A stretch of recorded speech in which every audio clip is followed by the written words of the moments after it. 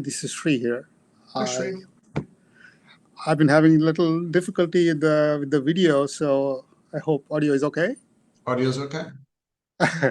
Well, I looked The back on cosmos is my. okay. Black holes are okay. Thunderstorms, Thank you, lightning, all okay.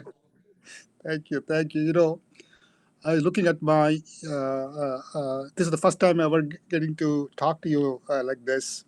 I signed up for Pathway to Happiness 9 years ago. I did the both the first and the second sets, and the how I even got to sign up was I used to walk on the street and said, what exactly do I want in my life? This was 10 years ago. I didn't know what I wanted. I know I wanted something. I don't know what. Then something struck me and said, okay, it's happiness. That's what I'm missing. So I just went on Google and searched, how do I get happiness, right? So here I am after 9 years. I'll not have a long story, but I joined a little late, and interestingly, I was speaking to a friend of my wife's who had just come and talking about her own anxiety about with her adult children, and I'm telling her two things. One is take care of yourself, and take care of relationships with people who matter the most in your life. So the how I'm putting this together with respect to anxiety is. Uh, I know if it is a small thing, I know I can handle it. Mhm. When it's something big, is that what is causing me anxiety? Am I just like how if I'm going to solve a problem, I know how to break it down into smaller pieces and I'm going to solve them and say, yeah, this is now I know I can actually do it. But anxiety, I kind of probably am I blowing it out of proportions, making it bigger than what is actually it's going to be. And then building up my emotions, say, hey, something big is bad is going to happen to me. That's why I feel this. Do you do that? Something big and bad is I going to think happen that's to you? probably that's what I'm thinking. I'm doing it. Yes. Because when I get to that point, I feel, oh, you know what? This is not such a big deal. Okay. So Why was let's talk about anxiety. We create it with a story. We create it with not just a story, but a story we believe. And we can be telling ourselves a story and be aware, oh, with all these thoughts, oh, I'm going to go to this job interview and it's going to go terrible. I'm not going to get the job, or okay, or I have the job, but I'm probably going to get fired. And if I get fired, then I won't have money. And then if I want money, I won't have food and I won't have a place to stay. And yes, we can put ourselves, and the best word I have for it is in a dream, a daydream that is in the structure of a story that creates a lot of emotions. Oh, I will be here and this will happen and this will happen and this will happen. And we're dreaming. And the dream takes the form of a story. And in that story, we're a character. This is all happening to us. We're powerless in that story because the dream takes on a life of its own. And we react with emotions as if it were real because we're not in awareness that it's a dream. Okay, so that's the difference between awareness, being awake. I'm aware that my mind is dreaming, or we could say sleepwalking, sleep dreaming, even.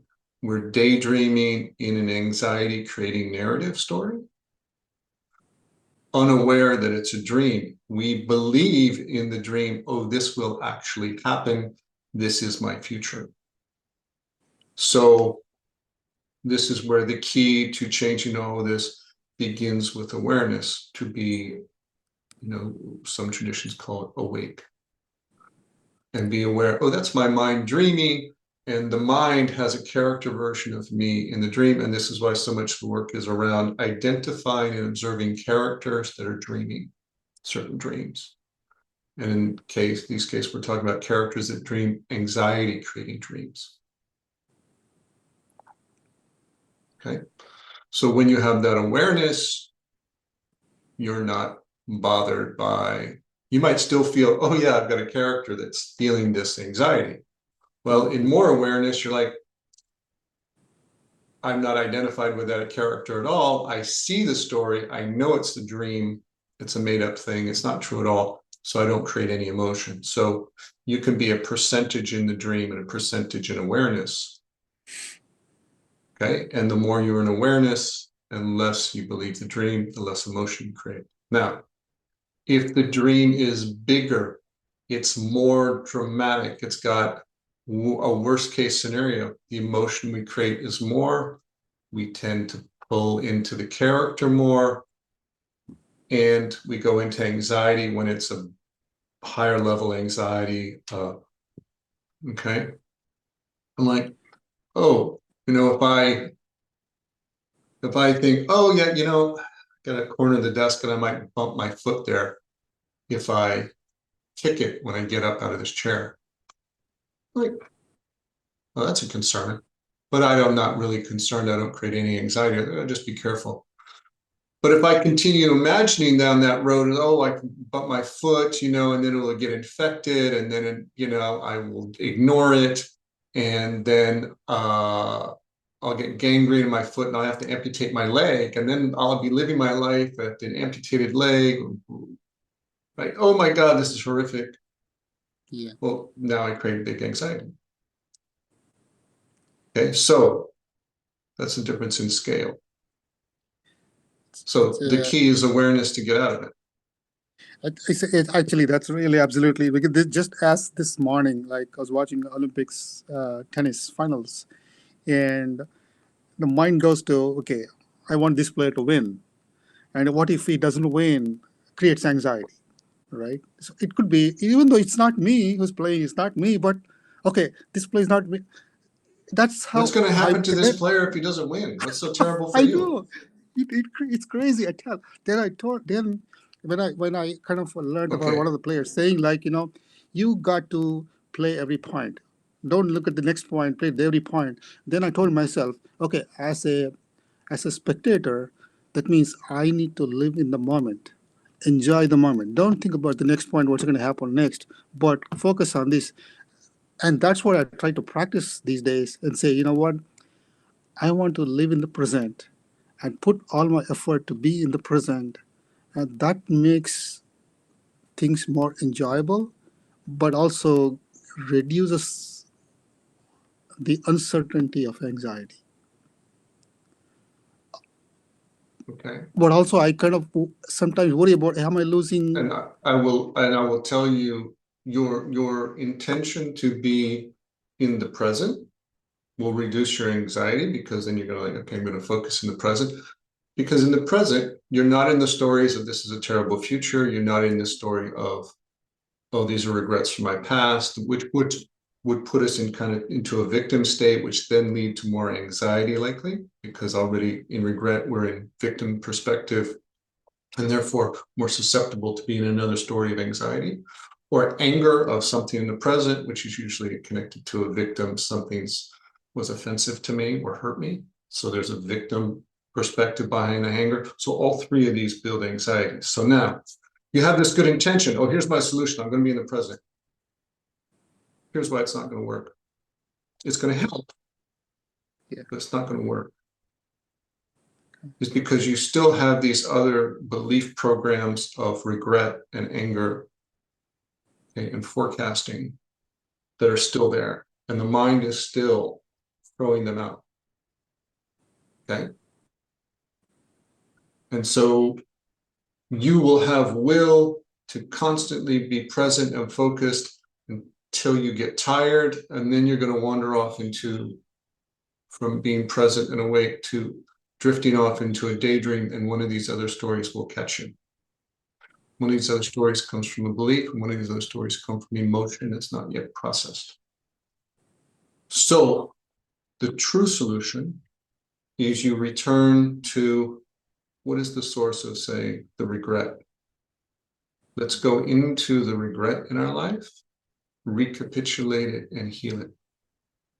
Let's go into the anger in our life, find the source of it. What's the memory and the brain generating anger from my past experiences, and let's recapitulate it and heal it. Let's take care of the victim that's afraid or hurt, that's behind the anger. Let's take care of it, love it into healing, and heal it. Let's take care of this forecaster that's even going, oh, I have to win this point. He has to win this point. If this doesn't work out, it'll be bad. Forecasting, like, what is it afraid of? Why does it have to win in order to be good? Why is losing so painful? What is it afraid of? What did it learn in its past about losing that was fearful? Let's go into that memory of our emotional being. Let's heal it. Let's bring it in, bring it compassion and love. And so you, by doing that, fully going to the source of, say, these 3 programs and others, you heal it so they don't have to talk anymore. Okay? They don't have to project these stories in the way they do because they are changed. Okay? So your good intentions be present, that's beautiful.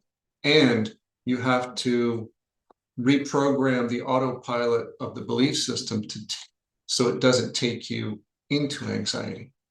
Yes, you want to fly into the present, but if your autopilot is tuning into anger and regret and anxiety, you know, as soon as you take your attention off the controls, it will fly you into anxiety. So you have to reprogram the automatic pilot of your unconscious. This is why to do an inventory. This is why to do the recapitulation. So, I mean, if I were to see an analogy with a physical injury, like let's say I cut my finger, so I need to go and find out how to heal it. So the same way, when any of these happen, what you're saying is go find a way to heal that. And because these things will happen no matter what, just because you are in the present doesn't mean that 5 minutes from now something else will not happen. It will happen, but when it happens, you be prepared to find a solution, heal, and move forward. And that's a constant process of hurt heal that will stay with us.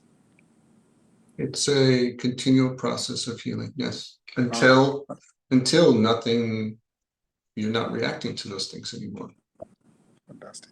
Thank you so much. But you have to go back. You have to go back and heal the history. The Toltecs would call it erasing your personal history. I could call it more just healing your emotional wounds, those experiences in the past that we still carry. Okay. I spent a lot of time over the years to intentionally not recapitulate things that would hurt me and not let me move forward with my life. And it kind of was a drag. And when I started to let go of those things and say, then I feel much lighter.